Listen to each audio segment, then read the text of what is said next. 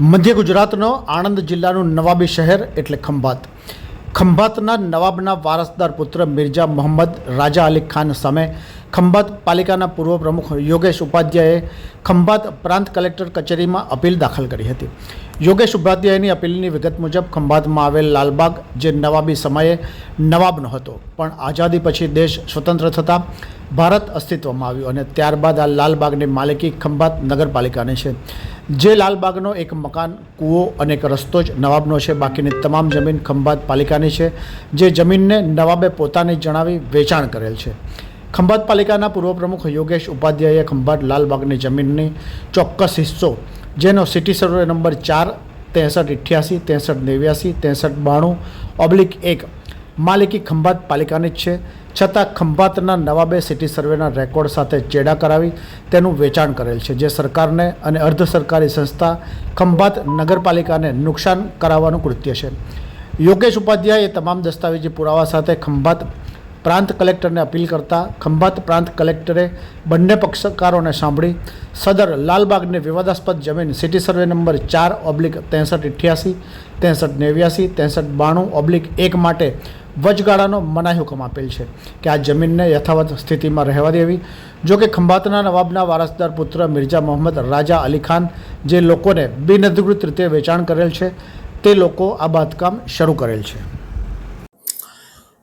ખંભાત નવાબી રાજ્ય હતું, નવાબી શાસન હતું, પણ આ શાસન દરમિયાન કોઈ પ્રજાને તકલીફ પડી ગઈ અથવા પ્રજાનું અહિત થયું હોય એવું બનવા કે એવું જાણવા મળ્યું નથી.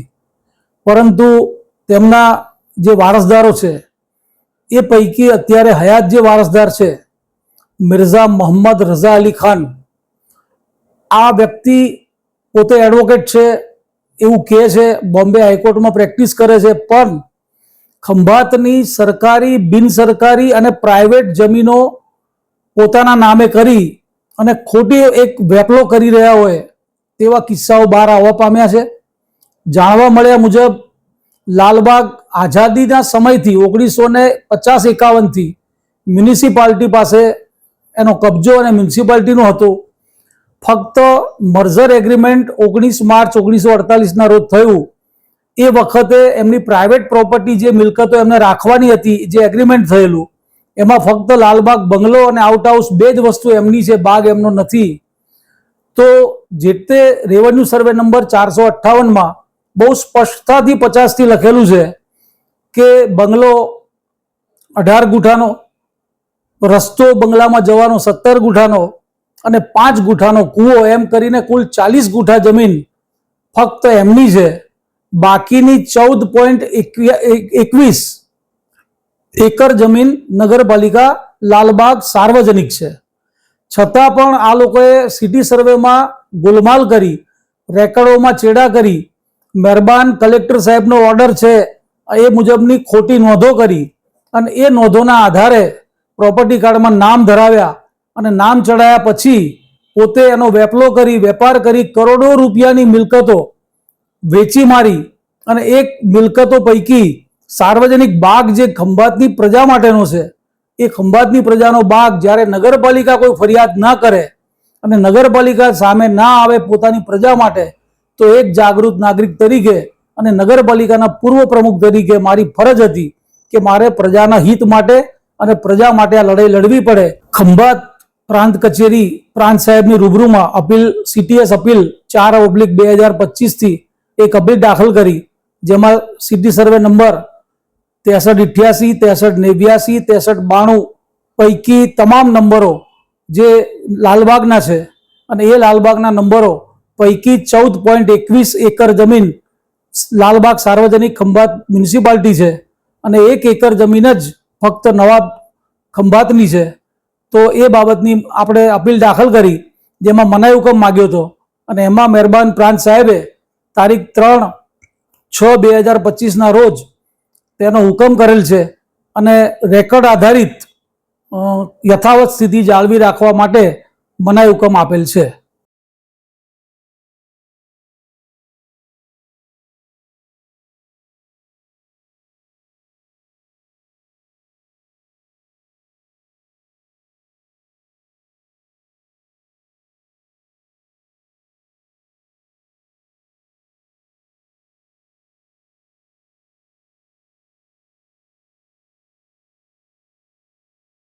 હું રમણભાઈ ઠક્કર, એડવોકેટ, ખંભાત નગરપાલિકાની પેનલ પર પણ છું અને હમણાં નવાબના પરિવાર બાબત જે કંઈ મિલકતોનો વિવાદ ચાલે છે એમાં નગરપાલિકાએ મારી નિમણૂક કરી છે, જેમાં પ્રાંત ઓફિસની કચેરીમાં એ લાલબાગની મિલકતો બાબત જે વિવાદ ચાલે છે એમાં હું પણ નગરપાલિકા તરફે એપિયર થઉં છું. ખંભાતના જાગૃત નાગરિક અને પૂર્વ પ્રમુખ શ્રી યોગેશભાઈ ઉપાધ્યાયે આ આખું પ્રકરણ બહાર લાવી અને જાહેર મિલકત અને નગરપાલિકાની કિંમતી મિલકતને નુકસાન ન થાય એ માટે એમણે જાહેર હિતમાં અપીલ કરી છે પ્રાંત ઓફિસમાં. અને એ મિલકતનો વિવાદ એવો છે કે ખરેખર નગરપાલિકાની મિલકત છે. 74-75થી નગરપાલિકાએ સિટી સર્વે સાથે કોરસ્પોન્ડન્સ કરીને માગણી કરી છે. સિટી સર્વે કબૂલ પણ કર્યું છે કે આ મિલકત નગરપાલિકાની છે. ઇવન નવાબે પણ માપણી માટે અરજી આપી અને એના સ્ટેટમેન્ટમાં એણે પણ કબૂલ કર્યું છે કે આ મિલકત નગરપાલિકાની છે. આમ છતાં કોઈ પણ જાતના હુકમ સિવાય કે કોઈ કાયદેસરની કાર્યવાહી સિવાય મિર્ઝા મોહમ્મદ અલી ખાન, રઝા અલી ખાનને નામે એ મિલકત થઈ ગઈ છે. અને એટલા માટે કે આ નગરપાલિકાની મિલકત આ નામે કેવી રીતે થઈ એ આખું પ્રકરણ રેકર્ડ જોતા બહાર આવ્યું અને એની સામે એમણે અરજી કરી કે ભાઈ આ ખોટી રીતે દાખલ થયું છે, માટે રદ થવું જોઈએ.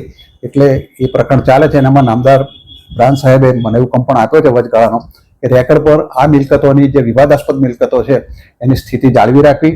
એટલે પ્રશ્ન એવો થશે કે હવે મિલકત કોની છે? જો નગરપાલિકાની મિલકત સાબિત થાય છે, આમ તો છે જ રેકર્ડ પર સાબિત થાય એવા પૂરેપૂરા સંજોગો છે, પણ સાબિત થશે તો એમાં જેણે રોકાણ કર્યું છે કે જેણે એમાં પ્લોટો ખરીદ્યા છે, જમીનો ખરીદી છે, એની પરિસ્થિતિ એવી થશે કે જે માલિક નથી એની પાસેથી ખરીદી છે તો એને કાં તો નગરપાલિકા પાસે પૈસા ભરીને ફરી નવેસરથી દસ્તાવેજ કરવો પડશે જો મિલકત જોતી હશે તો, અને નહીં થાય તો પછી એની માલિકી રદ થશે. તો માલિક સિવાયનો જે રજીસ્ટર્ડ વેચાણ દસ્તાવેજ થયો છે એ દસ્તાવેજો પણ રદ થશે તો રોકાણકારોને કે જે ખરીદદારો છે એમને પણ મોટું નુકસાન વેઠવાનો વારો આવશે. કારણ કે એમને ટાઇટલ જોયા સિવાય કે એમાં ઊંડા ઉતર્યા સિવાય માત્ર પૈસા કમાવાને કે કોઈ પણ ઈરાદાથી એમણે જે મોટી ખરીદી કરી લીધી છે એમાં એમણે ટાઇટલ, જો આટલા પૈસા ખર્ચ્યા તો એમણે ટાઇટલ પણ જોવાની જરૂર હતી. પણ હાલ પરિસ્થિતિ એવી છે કે નગરપાલિકાની પ્રાઇમા ફેસી આ મિલકત છે અને એ સાબિત થઈને જ રહેશે એવું કાનૂની કાર્યવાહી જોતા લાગે છે. CTS અપીલ નંબર 4/2025 કે જે અત્યારે પ્રાંત અધિકારીની કચેરી ખંભાત ખાતે ચાલી રહી છે, એ મેટરમાં મનાઈ હુકમ બાબતની અરજી હતી. તો તે વચગાળા બાબતનો એક હુકમ કરવામાં આવ્યો છે જે મનાઈ બાબતનો છે, જેની અંદર ખંભાતના જે નવાબ હતા, અર્સ્ટવાઇલ નવાબ, એમના વારસદાર વજા અલી ખાન અને અન્ય લોકોની સામે એ કેસ ચાલેલો હતો અને રેકર્ડકીય આધાર વિગતોના આધારે એક મનાઈ હુકમ આપવામાં આવેલો છે અને મેટર હજી પણ સબજુડિસ છે. એટલે એ બાબતે વધારે પડતું અત્રેની કચેરીથી કંઈ કહેવું યોગ્ય નહીં રહે.